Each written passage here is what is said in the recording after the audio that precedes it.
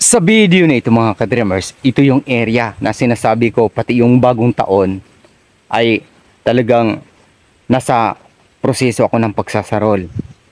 Ito, sa part na to. Dahil sa plano ko dito ay napakaganda sana. Mamaya ibabagi ko sa inyo. Pero bago tayo dumako dun sa area na yan, ay pupunta tayo dito sa ating kamote crops na nasimula na rin ipunla ni Mama. Ang kalahati po sana nito ay magiging paglagakan natin ng ating kamote crops mula doon sa riverside. Yung kamote crops doon, ililipat natin dito para mapangalagaan natin ng tubig. Dahil sa yung ating water supply, source of water supply ay nariyan na sa puno ng rubber tree. Mas madali po natin siya madiligan dahil sa nasa tag-init season na po tayo. Ayan. Halo-halo na, English Tagalog. Bakit ko nga ba inihanda yung ating mga bini ng ating kamuting baging ng ganito? Talagang maingat kami na walang madadamage sana. At ang plano ko dito talaga, yung kamuti crops ay ilalagak natin dito sa 3 hectares na ito nang maibsan yung damo. At mapakinabangan natin at matulungan din yung mga puno ng niyog sa pamamagitan nitong kamuting baging. Yan, nakakatulong po siya sa ating mga puno ng niyog. Pero nagbago yung ating plano mga ka-dreamers, na babawasan tong area na ito na ating inihanda para sa ating kamuting crops dahil sa nagkaroon tayo ng excess doon sa ating 60 kilos na luya farming. Meron tayong natitirang 9 kilos. Kaya kung mapapansin nyo dito, ayan, sa dulo na yan, meron na tayong luya dyan. Mamaya, dadako tayo doon. Pero dito muna tayo sa part na to dahil sa malaking kaalaman dapat bilang isang mamamayan. Yan. Ordinaryong magsasaka tapos nasa gitna tayo ng sakahan na hindi dapat yung ginagawa natin. Sa part na to mga ka-dreamers ay binaunan daw ito ng mga bote, lata, saka pinunlaan ng saging. Palatandaan na mayroong hazardous, ayan, yung harmful materials.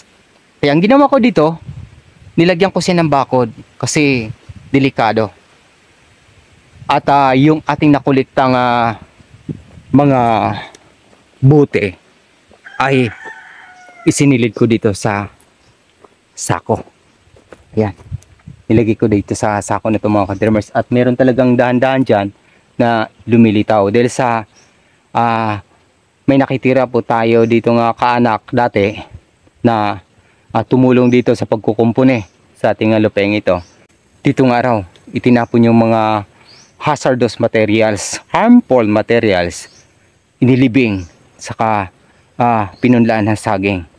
At sila Mama rin nung nariyan pa yung aming munting tahanan sa kabila na yan. Ayan, yung sa una ng may sinampay, yun yung aming munting bahay talaga. Sa likuran ng patuyuan ng kopra na yan ay bahay po namin. Dito daw po nila nilibing yung mga bote. Isang sako mahigit.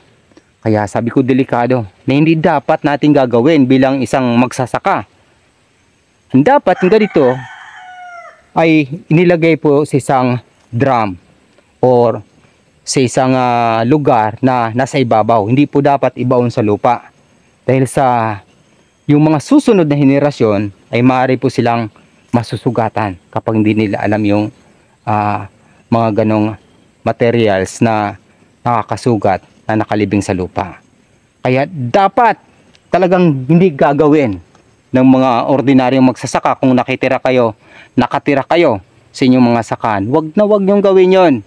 Maglagay kayo na isang area, drum o galon, doon ilalagay yung bote, lata.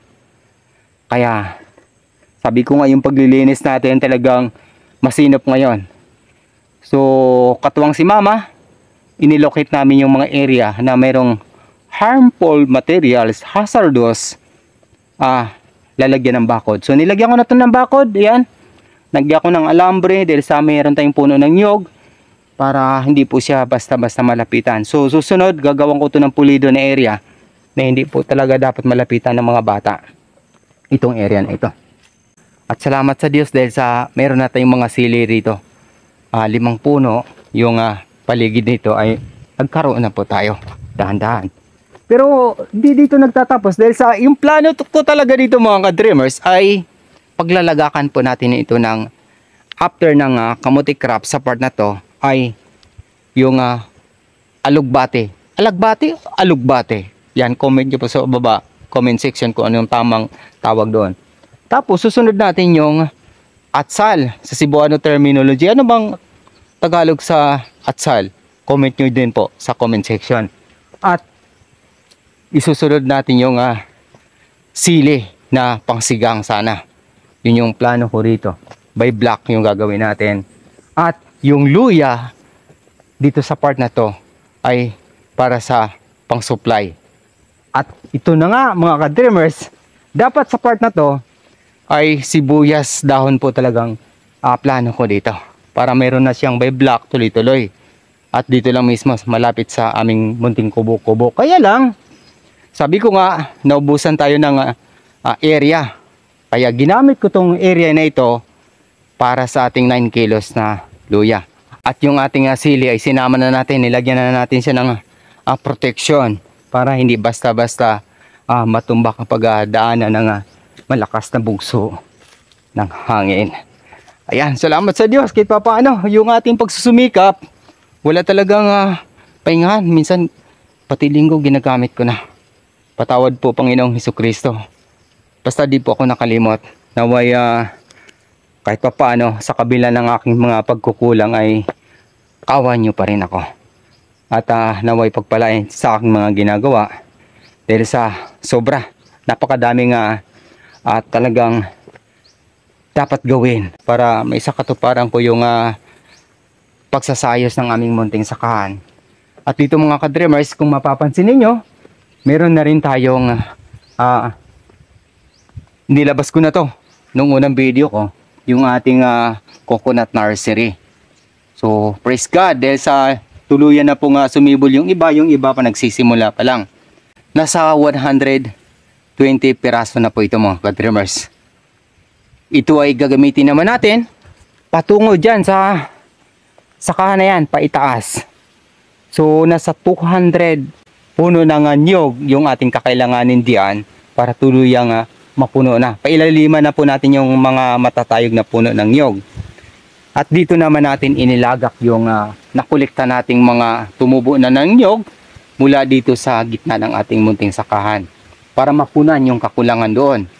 Pero siyempre, pipiliin po natin yung malalaking bunga.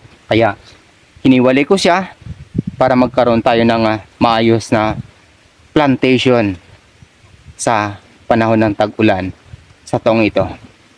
Mga ilang buwan na lang magtag-ulan na, kaya tudo yung aming paghahanda ni Mama Rita. At dito sa part na to, nagkaroon na rin tayo ng dahan-dahang habang nag-iinit ako ng kape dyan sa aming munting kubo-kubo dyan, ay dahan-dahan po ako dito nagsasarol.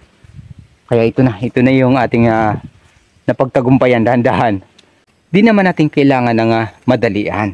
Ang kailangan lang natin dito yung diskarte, time management. Kaya habang nagluluto ako sa aking pagkain, dahil dito lang malapit, dito ako dahan-dahan nagsasarol at tinitingnan yung ating iniinit at yung niluluto. Kapag kumulo na, saka natin babalikan. Kaya salamat sa Diyos kahit papaano, although yung lugar na ito ay talagang nasa ilang. Minsan yung mga kabataan na nakabisita rito, pumunta dyan sa ilog, tinatanong ako kung di ba ako natatakot dito.